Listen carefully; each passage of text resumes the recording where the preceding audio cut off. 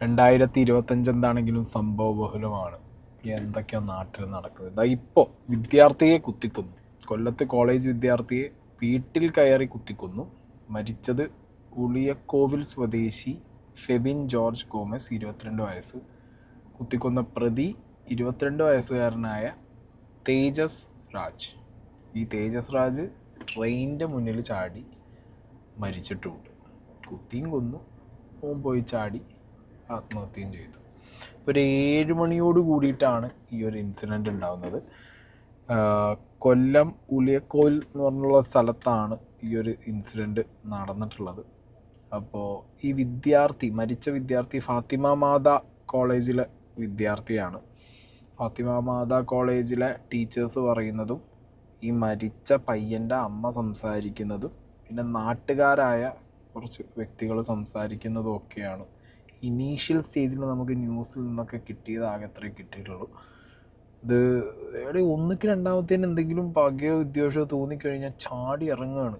Petrol എടുത്ത് ഒഴിച്ച് കത്തിക്കാനും കത്തിയെടുത്ത് കുത്താനും. ഈ ചെക്കൻ പോയതൊരു കുപ്പിയിൽ പെട്രോളും കൊണ്ട് കത്തിക്കാൻ വേണ്ടി പോയി. ആദ്യം വീടിൻ്റെ മുന്നിൽ ചെന്നു, വീട്ടിൽ കോളിംഗ് ബെല്ല് അടിച്ചു. പർദ്ദ ഇട്ടിട്ടാണ് ചെന്നതെന്നാണ് അറിയാൻ കഴിഞ്ഞത്. ഈ തേജസ് രാജ് ഫെബിൻ്റെ വീട്ടിലേക്ക്.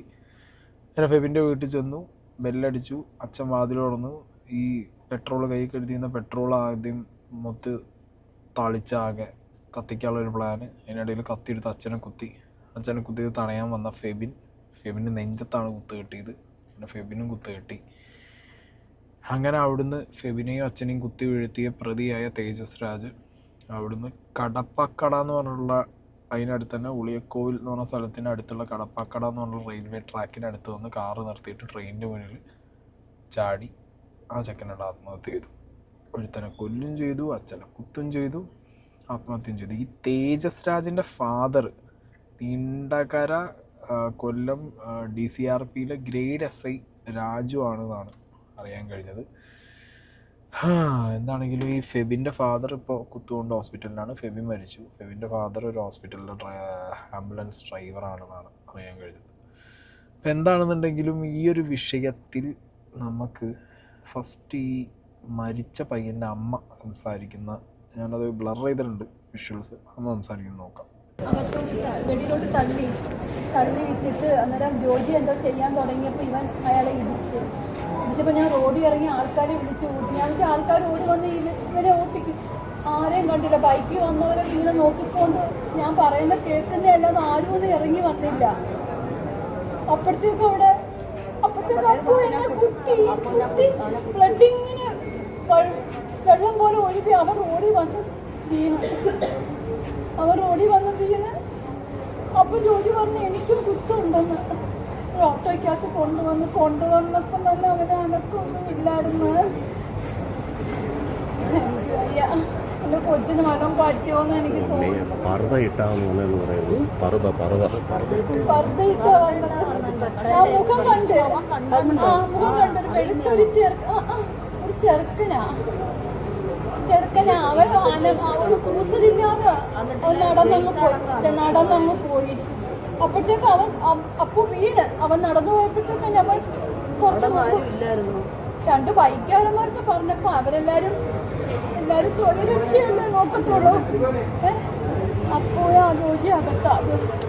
എന്ത് പറഞ്ഞ അവൻ വീട്ടിൽ വന്നേ? ഒന്നും അയാൾ സംസാരിച്ചില്ല. കോളിംഗ് ബെല്ലടിച്ചു. ഇതേകണക്ക് കോളിംഗ് ബെല്ലടിച്ചത് ഞങ്ങൾ തുറന്ന്, അങ്ങനെ പട്ടിയെ തുറന്ന് വിട്ടേക്ക് എപ്പോഴും. പക്ഷെ അപ്പോഴെന്തോ എൻ്റെ കസിൻ വന്നുകൊണ്ട് ഞങ്ങൾ കൂട്ടിലോട്ടാക്കിയതാണ്. അന്നേരം പിന്നെ കോളിംഗ് ബെല്ലടിച്ചിട്ട് അറിയാവുന്ന ആരെങ്കിലും ആയിരിക്കുമല്ലോ എന്ന് പറഞ്ഞുകൊണ്ട് ഞങ്ങൾ കഥവ് തുറന്നിട്ട് പറഞ്ഞിട്ടാകുമ്പോൾ ചോദിച്ചു എന്താന്ന് ചോദിച്ച്. ഞാൻ അകത്തിരിക്കുമായിരുന്നു. അന്നേരം കാണാൻ ഇയാൾ ചാടി അകത്തോട്ട് അങ്ങ് കയറുക. ഇയാളാന്ന് പറഞ്ഞാൽ മുഖം കണ്ടോണ്ടാ എനിക്ക് പിന്നെ ഇയാളാന്ന് കയറുന്ന. അന്നേരം ഇയാൾ എന്തോ വെള്ളം ഇങ്ങനെ ഒഴിക്കുന്നു. പെട്രോൾ എന്തോ സ്മെല്ലുണ്ടായിരുന്നു. പെട്രോൾ എന്നാണെന്ന് എനിക്ക് തോന്നുന്നു. പിന്നെ ഇവൻ ചാടി കയറുമ്പോൾ എൻ്റെ മോൻ ഓടി വന്ന് ഇച്ചിരി ആടിച്ചിരി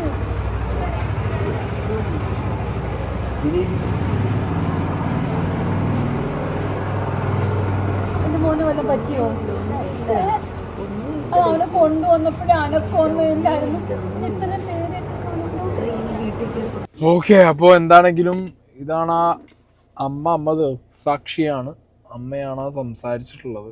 ഓക്കെ, വീട്ടിനകത്തേക്ക് അതിക്രമിച്ച് കയറുന്ന പോലെ ചാടി കയറി പെട്രോൾ ഒഴിച്ച് കത്തിയെടുത്ത് കുത്തി. അപ്പോൾ ഇതിൽ നാട്ടുകാരുടെ ഒരു നറേറ്റീവിൽ വരുന്നത്, നാട്ടുകാർ സംസാരിക്കുമ്പോൾ ഈ മരിച്ച ഫെബിൻ്റെ പെങ്ങളുമായിട്ട് തേജസിൻ്റെ കല്യാണം നിശ്ചയിച്ചിരുന്നു എന്നും, ആൻഡ് പിന്നെ ഫെബിൻ്റെ പെങ്ങൾക്ക് കോഴിക്കോട് ബാങ്കിൽ ജോലി കിട്ടിയതിനെ തുടർന്ന് ഫെബിന് തേജസ്സുമായിട്ടുള്ള കല്യാണം ഒഴിവാക്കിയെന്നും അതിൻ്റെ ദേഷ്യം കൊണ്ടായിരിക്കാം എന്നുമാണ് ഇനീഷ്യൽ സ്റ്റേജിൽ നാട്ടുകാരുടെ ഒരു വേർഷൻ.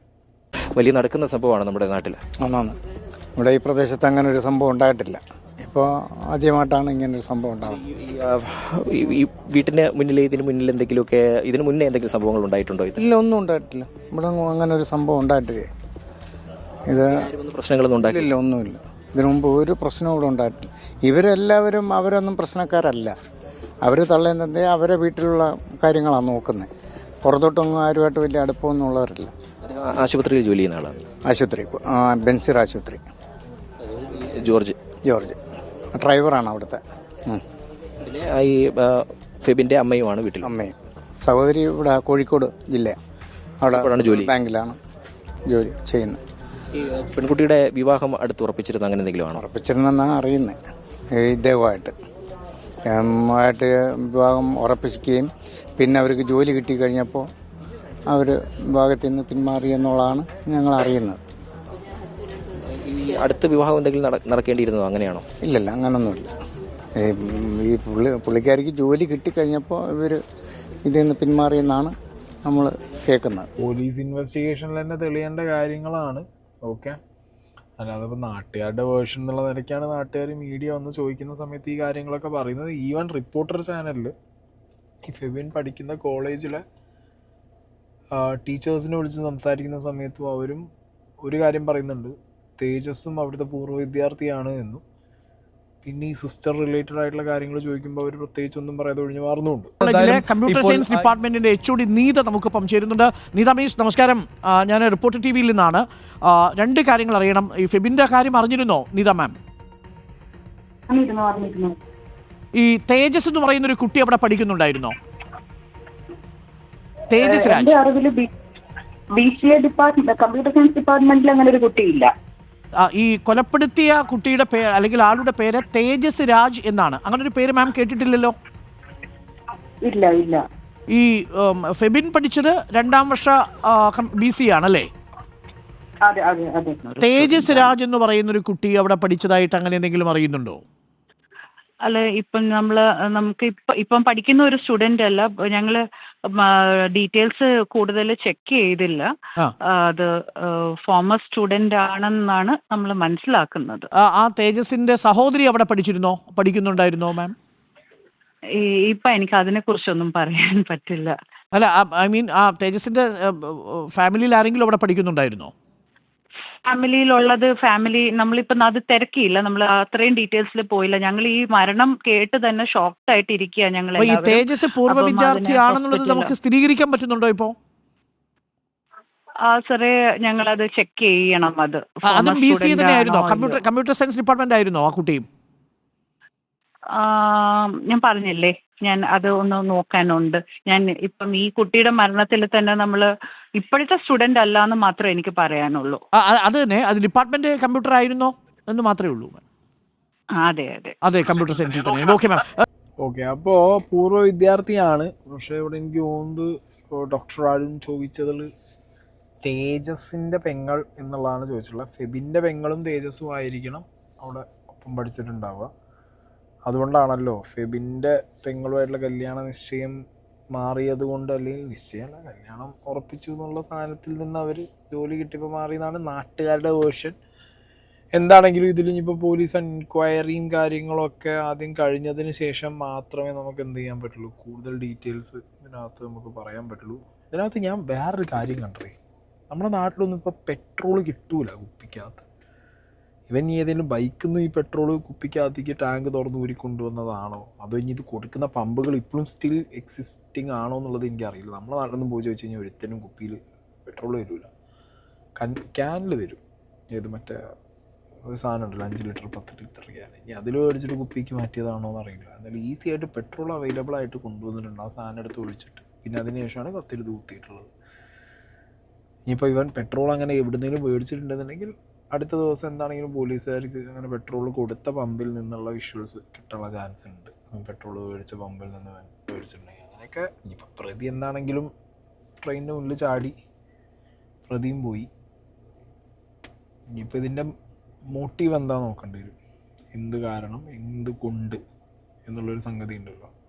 ഈ പറഞ്ഞ പോലെ കല്യാണം മാറിയതാണോ, പെങ്ങളുമായിട്ടുള്ള റിലേഷൻ ഉള്ളതിൻ്റെ പ്രശ്നങ്ങളാണോ, അച്ഛനെ ടാർഗറ്റ് ചെയ്ത് വീട്ടുകാരെ ടാർഗറ്റ് ചെയ്ത് വന്നതിൽ ഫെബിൻ ഇടയ്ക്ക് കയറി ഫെബിൻ കുത്തുകൊണ്ട് ഒക്കെ വരും ദിവസങ്ങളിൽ എന്താണെങ്കിലും ഇപ്പോൾ നാളെ രാവിലെ മുതലോ അല്ലെങ്കിൽ ഇന്ന് രാത്രി തന്നെ ചിലപ്പോൾ ബ്രേക്കിംഗ് വരാൻ ചാൻസ് ഉണ്ട്. എന്തൊക്കെ നാട്ടക്കണേ, ജീവിക്കാൻ പാടുകയാണ് ഇവിടെ. അതിനിടയിൽ കൊല്ലുക, സ്വയം ചാവുക.